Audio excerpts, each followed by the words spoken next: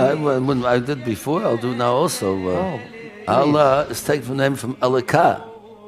Alaka, which is, we use that word all the time. We have the same God as the Arabs. We believe in the same God, one God. So it's a paradox. See, the Christians believe in the Trinity, whatever that's supposed to mean. But it's a part of it is their God, who's the JC, we call him. But that's not our belief at all. We're not allowed to believe in anything like that.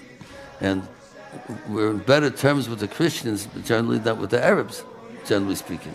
But we have in common, we believe in the same God. Right? As a matter of fact, I was speaking once to Moshe Feinstein, the greatest rabbi of our generation. He said, Allah, that's the Arab's God, the same God that we have. He wasn't afraid to talk about it. They have the same God.